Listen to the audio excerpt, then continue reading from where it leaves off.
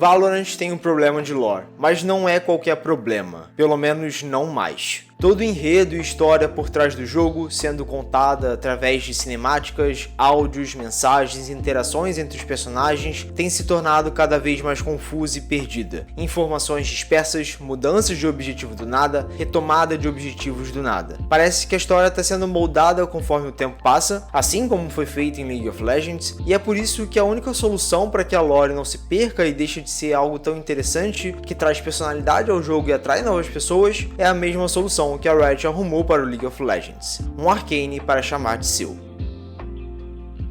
Há algumas semanas atrás, mais ou menos, a Riot lançou a cinemática intitulada Esse é o Meu Mundo, focada na personagem Viper. A cinemática, assim como todas as demais recentes que houveram, traz muita informação nova na lore do jogo. Podemos ver nessa animação mais informações sobre a Terra Ômega, seja do próprio planeta ou dos personagens em si. Temos a canonização de mais um casal, dessa vez não muito bem vista, diferente como foi a última. Mais informações sobre a Sage, seus poderes e possíveis consequências desses, mas ao mesmo tempo nada parece fazer muito sentido. Mas antes de tudo isso, é melhor eu contextualizar. Quando o Valorant saiu lá em 2020, ele se destacou bastante por ser um FPS tático com a essência de um hero shooter, possuindo uma das melhores características desse gênero, que são os personagens únicos e cheios de personalidade. Já no beta do jogo era possível criar afinidade com cada personagem e fazer ele seu favorito, seja pela mecânica do jogo em si, o character design muito bem feito, ou principalmente sua personalidade através das falas. Quando o jogo foi oficialmente lançado, essas falas dos personagens foram aprimoradas, não apenas dando mais detalhes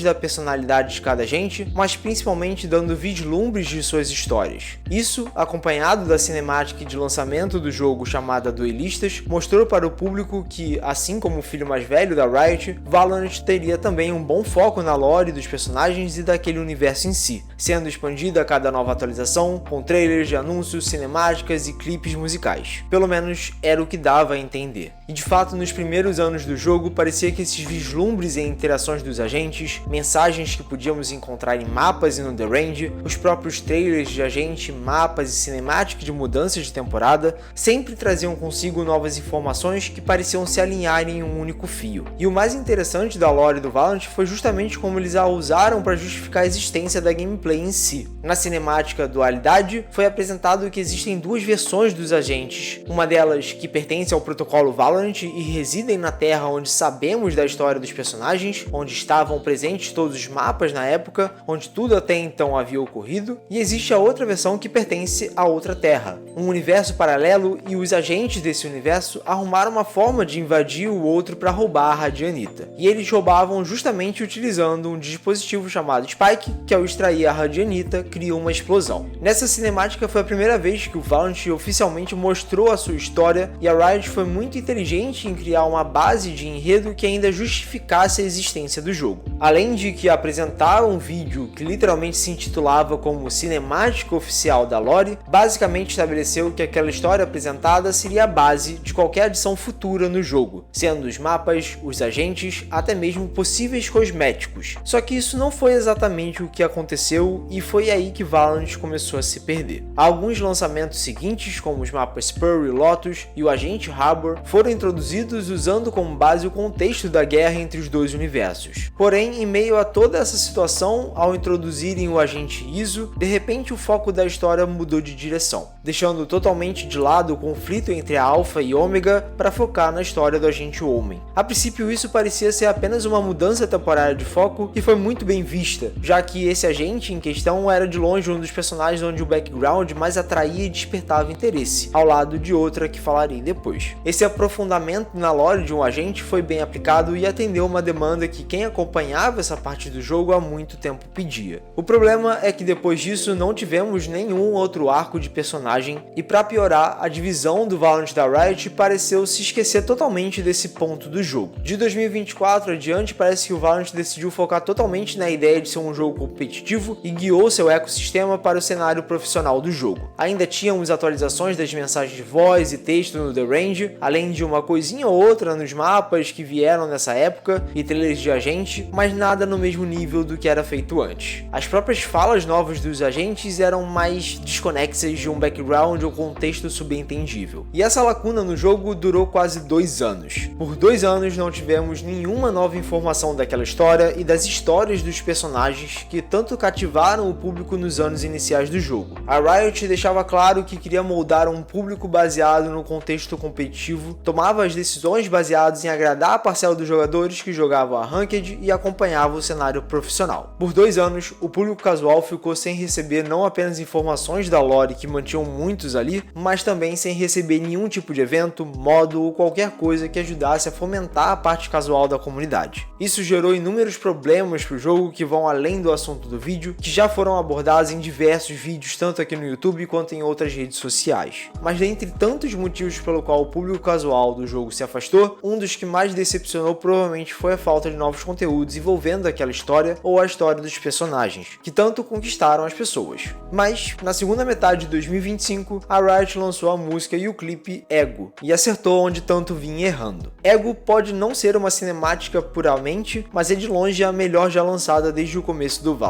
Isso porque esse clipe tem muita informação de história relevante, mostra passados dos agentes, a forma como os personagens se relacionam, novas informações da história e vislumbres do evento conhecido como Primeira Luz. Esse vislumbre nos mostra como foi quando os Radiantes surgiram naquele universo. Phoenix e sua irmã vendo os rastros de luz no céu, cortando a cena para Reyna e sua irmã também vendo esses rastros, e então a irmã desmaiando, mostrando a origem da motivação da Reyna de forma visual, já que antes haviam apenas menções. Além disso, tivemos um trecho onde mostrava a morte do amigo de infância do Brimstone em um dos conflitos que lutaram pela Kingdom, com outras cenas mais pra frente intensificando que de fato o Kaiô surge através desse amigo falecido, algo que já se tinha conhecimento ou era teorizado. Outras cenas importantes têm como foco a relação da Raze e da Killjoy, que já era um casal canônico há um tempo, mas também trechos menores que dão desenvolvimento narrativo aos personagens, como a reação de todos com a morte da Killjoy. Brimstone devastado, mostrando como o evento de anos atrás ainda o afeta, Phoenix imediatamente lembrando-se da sua irmã, assim como a Reyna também tem essa memória, e ela em particular expressar tristeza e desagrado com a morte justamente da Killjoy, traz um detalhe que muitos já imaginavam, mas não era abertamente dito. Para quem não sabe, a Reyna tem ideais bem radicais em relação a Radiantes. Ela acredita que eles são o futuro e não deveriam abaixar a cabeça, ideais parecidos com o do Magneto do X-Men. E complementar a esses ideais, ela também tem repulsa a não Radiantes que utilizam de tecnologia baseada em Radianita, que é justamente o caso da Killjoy. No próprio jogo mesmo, temos diversas falas que explicitam essa repulsa que a Reyna sente. Só que quando o clipe nos mostra essa mesma gente tão radical, olhando com pesar para uma companheira que, na teoria, representa uma das coisas que ela mais odeia, deixa claro para o público que aqueles agentes criaram laços uns com os outros ao ponto de engolirem as diferenças, se tornando não apenas colegas, mas amigos e talvez até mesmo família. E essa interpretação, especificamente do protocolo Valorant, como um grupo unido e com vínculos, sempre foi uma ideia que agradou a comunidade da lore, e ela foi muito bem representada em Ego. Ainda assim, há 2 pontos que foram um foco maior e que impactaram mais durante essa cinemática, envolvendo o passado do Phoenix e as consequências dos poderes da Sage. Passado de personagem é algo que sempre pedem para ser mais detalhado, e poder ver parte da origem do Phoenix, a relação com sua irmã, como isso o afeta e principalmente visualizar um personagem tão descontraído e nada sério, com o rosto nublado, com medo e tristeza, traz uma profundidade a mais ao agente. É justamente o que sempre pedimos para todos os agentes, mais detalhes de suas histórias. E o segundo ponto alto envolve justamente isso, dessa vez focado na Sage. Durante o clipe, vemos que ao usar os seus poderes para reviver a Killjoy,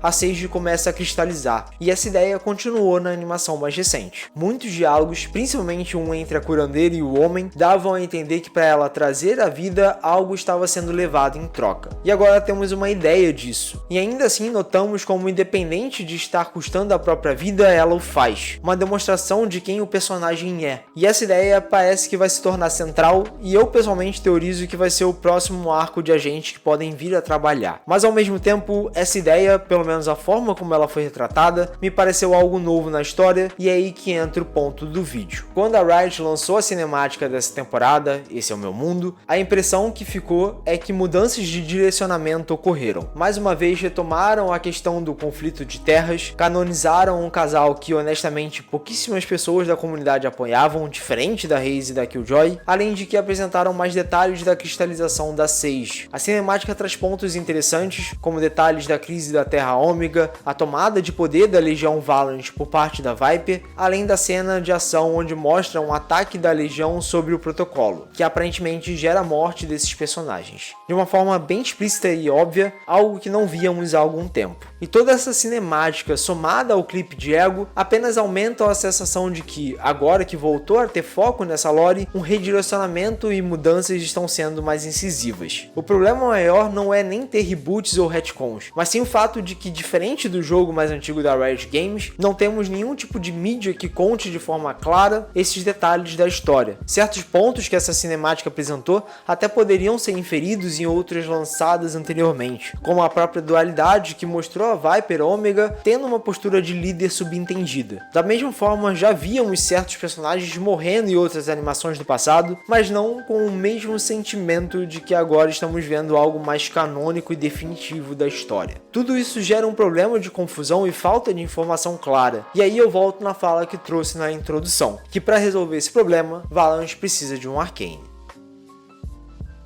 Se há uma expectativa alta sobre a história de Valorant por parte da comunidade, é por causa de todo o histórico do League of Legends. Lançado há mais de 15 anos atrás, o LoL passou por diversas mudanças na história de seu universo até chegar ao momento atual. Ao longo desse tempo, novos personagens surgiram, novos países, continentes, dimensões, artefatos, seres, deuses surgiram e foram responsáveis por modificar bastante a história daquele mundo. Assim como vários personagens mais antigos sofreram mudanças em suas histórias justamente para se adaptar aos novos contextos. Só que diferente do FPS tático, o MOBA da Riot apresenta uma abordagem muito mais clara da sua lore. Além das tradicionais cinemáticas, League of Legends conta com jogos de suporte, como Legends of Runeterra e o Rei Destruído, quadrinhos feitos pela Marvel, contos presentes no próprio site do jogo. Tudo isso permitindo que as informações sejam mais fáceis de documentar e catalogar, além de, claro, permitir uma clareza maior dessas histórias. Porém, ainda assim, ao longo do tempo, muitos detalhes dessas histórias foram deixadas de lado e modificadas para algo novo, seja por um novo personagem que entrou no jogo, um rework de algum dos personagens, ou só a vontade de renovar aquela história em específico. Parte do próprio conteúdo dessas mídias de suporte já podem ter sido modificados de alguma forma ao longo do tempo, e é justamente visando deixar parte da história mais coesa e definida que a Riot decidiu, em parceria com a Netflix, produzir Arcane.